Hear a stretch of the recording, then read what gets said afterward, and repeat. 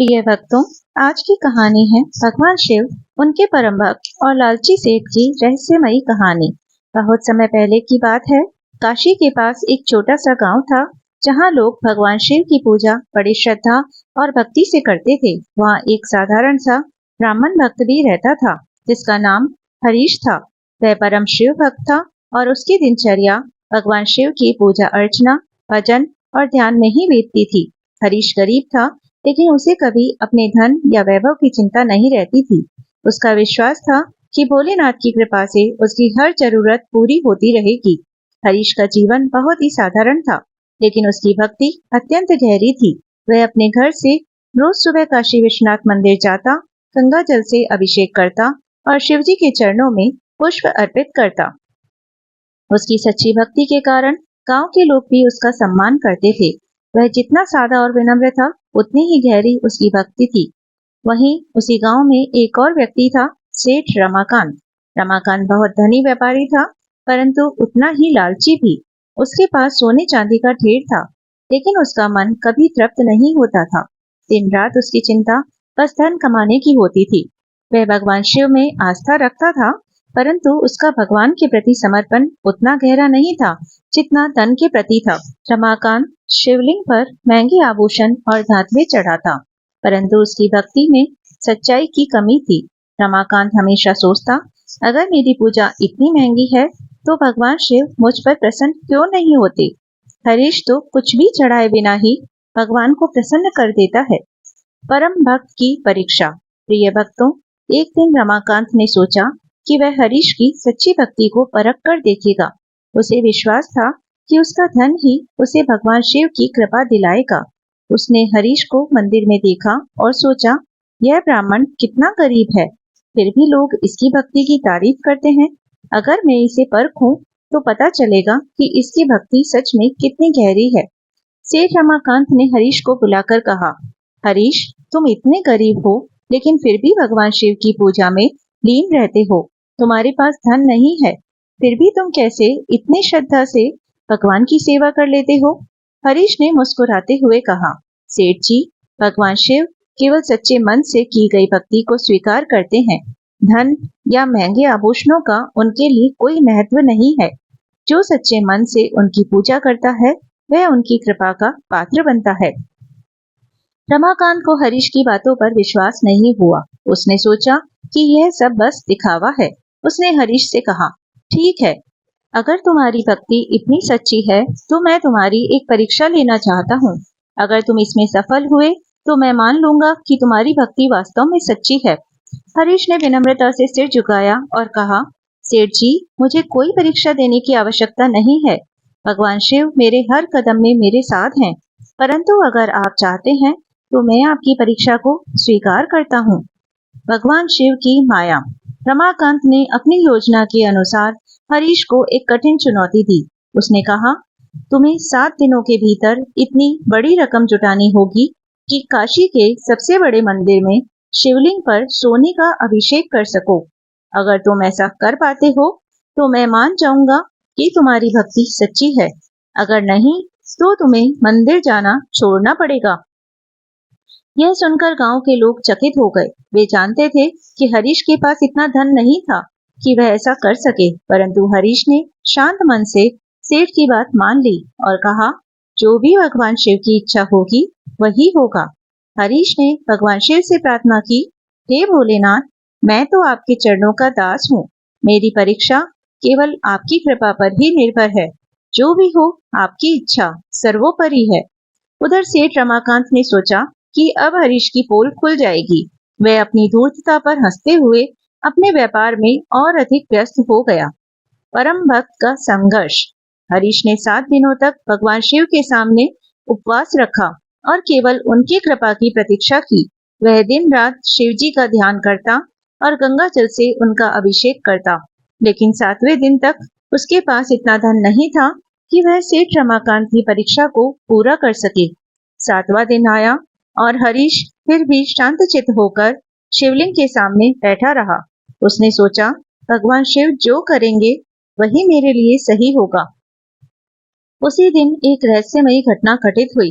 जब हरीश मंदिर में पूजा कर रहा था, अचानक एक वृद्ध साधु वहां आया। उसकी आंखों में एक अद्भुत चमक थी और उसके चेहरे पर दिव्यता झलक रही थी। साधु ने हरीश से कहा, वत्स, तुमने अपनी भक्ति से भगवान शिव को प्रसन्न कर दिया है। यह लो, यह तुम्हारे लिए भगवान का आशीर्वाद है। साधु ने हरीश को एक छोटी सी थैली दी और अदृश्य हो गया। हरीश ने थैली खोली तो उसमें सोने के सिक्के थे, इतने कि वह पूरे शिवलिंग को सोने से अभिषेक कर सके। हरीश की आंखों में आंसू आ गए और उसने भगवान शिव का आभार प्रकट किया। सेठ रमाकांत का सबक। जब हरीश ने शिवलिंग पर सोने का अभिषेक किया तो यह देखकर सेठ रमाकांत दंग रह गया। उसे अपनी आंखों पर विश्वास नहीं हो रहा था। उसे समझ में नहीं आ रहा था कि कैसे हरीश, जो इतना गरीब था, इतने बड़े मंदिर में सोने का अभिषेक कर सका। वह हरीश के पास गया और उससे पूछा, यह कैसे संभव हुआ? तुम तो इतने गरीब थे, फिर तुमने इतना धन कैसे जुटाया? हरीश ने नम्रता से कहा, सेठ जी, यह भगवान शिव की कृपा है। जब भक्त सच्चे मन से उनकी आराधना करता है तो भगवान उसे कभी निराश नहीं करते। मेरे पास कुछ भी नहीं था, परंतु भगवान ने स्वयं मेरी सहायता की। यह सब उन्हीं का आशीर्वाद है। रमाकांत को अपनी गलती का एहसास हुआ। उसने महसूस किया कि भक्ति सच्चे मन और समर्पण से की जाती है, न कि धन और वैभव से। उसने हरीश से माफी मांगी और कहा, मुझे अपनी गलती का एहसास हो गया है।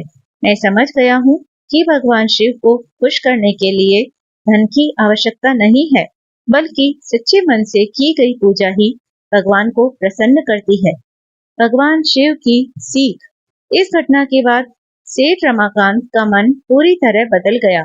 उसने अपने लालच को त्याग दिया और सच्चे मन से भगवान शिव की पूजा शुरू कर दी। हरीश की भक्ति और भगवान शिव की कृपा से उसने जीवन का सबसे बड़ा सबक सीखा। धन से भक्ति नहीं खरीदी जा सकती। भगवान की सच्ची आराधना सच्चे मन और आत्मा से होती है। गांव में यह घटना फैल गई और लोग हरीश की भक्ति की प्रशंसा करने लगे। हर कोई समझ गया कि भगवान शिव केवल सच्ची भक्ति को स्वीकार करते हैं, चाहे वह धनवान हो या निर्धन। सेठ रमाकांत ने अपनी संपत्ति का एक हिस्सा गरीबों में बांटना शुरू किया और अपने जीवन को सरल और विनम्र बना लिया। भगवान शिव ने एक बार फिर यह साबित किया कि वे सच्चे भक्तों की रक्षा करते हैं और उन्हें कभी निराश नहीं होने देते। उनकी कृपा से हरीश मालामाल हो गया, परंतु उसका मन पहले की तरह ही शांत और विनम्र बना रहा। उसे संसार की संपत्ति में कोई रुचि नहीं थी, क्योंकि उसके लिए भगवान शिव ही उसकी सबसे बड़ी संपत्ति थे। इस घटना से पूरे गांव को यह सीखने को मिला कि भक्ति केवल बाहरी आडंबर से नहीं, बल्कि अंतर्मन की सच्चाई से होती है। सच्ची भक्ति में कोई छल, कोई दिखावा नहीं होता और जो लोग अपने दिल से भगवान शिव की पूजा करते हैं, उनके जीवन में चाहे कितनी भी कठिनाइयां क्यों न आए, अंततः भगवान उन्हें सही मार्ग दिखाते हैं और उनकी रक्षा करते हैं। अंत का रहस्य और परम संदेश। हरीश के जीवन में सब कुछ सामान्य हो गया, लेकिन एक रहस्य हमेशा गांव के लोगों के बीच बना रहा। कौन था वह वृद्ध साधु जिसने हरीश को सोने की थैली दी थी और अचानक वो कहां से आया और कहां गायब हो गया? लोग इस बात को लेकर सोच में पड़ गए। कुछ का मानना था कि वह साधु स्वयं भगवान शिव का ही रूप था, जो अपने भक्त की सहायता करने के लिए अवतरित हुआ था। गांव के बड़े बुजुर्गों और विद्वानों ने इस घटना पर खूब विचार किया और कहा, भगवान शिव की महिमा अपरंपार है। वे जब चाहें किसी भी रूप में प्रकट हो सकते हैं। हरीश की सच्ची भक्ति ने भगवान शिव को प्रसन्न कर दिया और इसलिए उन्होंने अपने भक्त की सहायता के लिए स्वयं साधु का रूप धारण किया। यह घटना हमें सिखाती है कि ईश्वर हमेशा अपने साथ होते हैं, चाहे कितनी भी कठिनाइयां आए। हरीश के लिए यह घटना उसकी भक्ति की परीक्षा थी। उसने कभी धन की लालसा नहीं की थी और न ही कभी किसी प्रकार की परीक्षा देने की सोची थी। उसके लिए यह सब कुछ भोलेनाथ की इच्छा का परिणाम था। हरीश को इस घटना के बाद और भी गहरी शांति मिली। उसका विश्वास और भी प्रबल हो गया कि भगवान शिव हमेशा अपने भक्तों की रक्षा करते हैं और उन्हें सही मार्ग पर चलाते हैं। सेठ रमाकांत का परिवर्तन। सेठ रमाकांत के जीवन में भी यह घटना एक बड़ा मोड़ साबित हुई। उसने लालच को त्याग दिया और सच्चे मन से भगवान शिव की भक्ति करना शुरू कर दिया। उसने अपनी संपत्ति का एक बड़ा हिस्सा गांव के विकास और गरीबों की सहायता के लिए दान कर दिया। उसका स्वभाव अब पहले जैसा नहीं रहा। वह पहले से बहुत विनम्र और परोपकारी हो गया था। उसकी दानशीलता और भक्ति का प्रभाव पूरे गांव में फैल गया। रमाकांत अब नियमित रूप से हरीश के साथ शिव मंदिर जाता और दोनों मिलकर शिव जी की पूजा करते। सेठ रमाकांत ने हरीश से बहुत कुछ सीखा।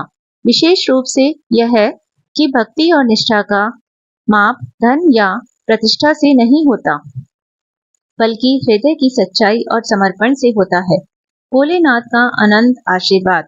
समय बीतता गया और हरीश की भक्ति की महिमा पूरे क्षेत्र में फैल गई। उसकी सादगी और भक्ति की कहानियां दूर दूर तक पहुंची।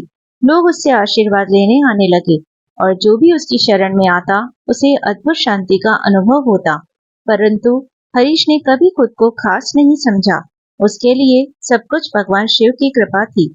सेठ रमाकांत की संपत्ति और व्यापार पहले से भी ज्यादा फलने फूलने लगे, लेकिन अब उसे धन की चिंता नहीं थी। उसे समझ आ गया था कि असली संपत्ति धन नहीं, बल्कि भगवान शिव का आशीर्वाद है। वह और हरीश मिलकर गांव में एक बड़ा शिव मंदिर बनवाने का निर्णय लिया।